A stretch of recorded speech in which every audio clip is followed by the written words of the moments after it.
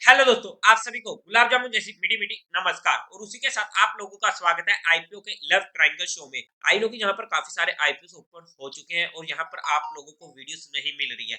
उसका रीजन ये है क्योंकि हमारे पंजाब में यहाँ पर इंटरनेट सुविधाएं बंद की हुई है, यहाँ पर ब्रॉडबैंड तक भी बंद किए हुए हैं, जिसकी वजह से इंटरनेट की दिक्कत आ रही है। और मैं भी आज आउट ऑफ द स्टेट आया हूँ ताकि यहाँ पर एक बार के लिए हम थोड़ा बहुत स्टडी कर सके आईपीओ को। अगर मैं स्टार्टिंग में इसमें अपने पर्सनल डिसीजन की बात करूं फॉर एजुकेशन पर्पस, तो ऑब्वियसली मैं इस आईपीओ को भी अप्लाई नहीं करने वाला हूं। ये मेरा इसमें पर्सनल डिसीजन होने वाला है और ऐसा रीजन क्यों है वो आप लोगों को आगे पता लग जाएगा। और उसी के साथ साथ आप लोगों को अगर म्यूचुअल फंड में या इंश्योरेंस सेगमेंट में कोई भी हेल्प चाहिए तो आपको डिस्क्रिप्शन में मेरा नंबर मिल जाएगा, आप मुझसे कांटेक्ट कर सकते हैं। हालांकि टेलीग्राम चैनल को ज्वाइन कर लीजिएगा क्योंकि वहां पर मैं फिर भी थोड़ा बहुत अपडेट करवा देता हूँ कहीं ना कहीं से। तो आप लोगों को वहां पर जो भी मेरा फाइनल डिसीजन होगा मैं आप लोगों को टेलीग्राम चैनल पर अपडेट कराने की पूरी पूरी कोशिश कर दूंगा। अब अगर हम बात करते हैं कंपनी के काम की, तो यहाँ पर इस कंपनी का जो मेन काम होने वाला है वो होने वाला है dye manufacturing and trading of fabrics with embroidery, trading of grey fibre, buying of grey fibre and printing and dyeing of suiting shirting and dress fabric for sale in the B to B network. जब भी कोई company B to B market में आ जाती है तो वहां पर जो उनका प्रॉफिट मार्जिन होता है वो इस पॉइंट हो जाता है। इस पॉइंट को हमें ध्यान में रखना पड़ेगा। कंपनी की दो डिवीजन होने वाली है, एम्ब्रॉयडरी एंड नीटिंग की and dyeing and printing of cloth की। कंपनी की जो मैन्युफैक्चरिंग फैसिलिटी होने वाली है वो अहमदाबाद गुजरात में है और has a production capacity of 1 lakh metre per day. As of 31 December 2023 company के पास टोटल 12 परमानेंट एम्प्लॉयज होने वाले हैं इन वेरियस डिपार्टमेंट। अगर हम ओवरऑल में काम की बात करते हैं तो एक अच्छा काम होने वाला है।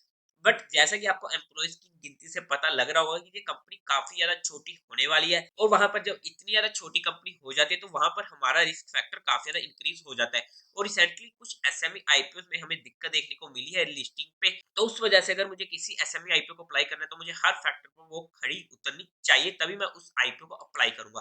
बाय द वे, ओपनिंग थी इसकी 15 ऑफ फरवरी को, 20 ऑफ फरवरी को लास्ट क्लोजिंग डेट है और 21 ऑफ फेब को आपको अलॉटमेंट हो जाएगी। 22 ऑफ फेब को रिफंड मिलने शुरू हो जाएंगे और क्रेडिट भी आपके उसी डेट को हो जाएंगे इफ अलॉटेड। लिस्टिंग डेट होने वाली है 23 ऑफ फेब की। फेस वैल्यू रहेगी 10 रुपीज पर शेयर की, प्राइस रहेगा 45 रुपीज पर शेयर का, 3000 शेयर का एक लॉट रहेगा। पूरा का पूरा होने वाला है फ्रेश इशू जो होने वाला है 22.49 करोड़ का। एनएससी के एसएमई पर आईपीओ लिस्ट होने वाला है। अगर हम कोटा की बात कर लेते हैं तो एचएनआई का 50% का है और रिटेल कैटेगरी में भी 50% का रहने वाला है। उसी के साथ साथ अगर हम लोट साइज की बात करते हैं तो एक लोट 3000 शेयर्स का रहने वाला है जिसकी अमाउंट पड़ेगी 1,35,000 की। एचएनए में मिनिमम दो लोट्स के लिए अप्लाई करना पड़ेगा जिसकी अमाउंट पड़ेगी 2,70,000 की।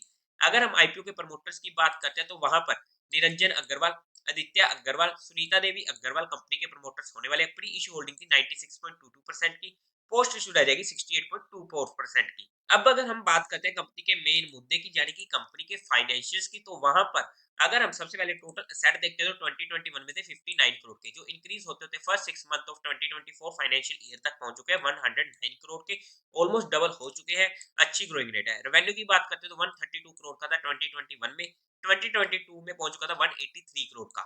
नेक्स्ट ईयर वहां पर इतना अच्छा इंक्रीज हमें देखने को नहीं मिला और सेम ही हमें देखने को मिल रहे हैं 184 करोड़ के। पहले 6 मंथ में 84 करोड़ के हमें देखने को मिल रहे हैं। और अगर हम यहाँ पर भी देखें तो हमें यहाँ पर भी कोई ग्रोइंग देखने को नहीं मिल रही है, जिसकी वजह से इसके फाइनेंशियल में मुझे दिक्कत देखने को मिली है।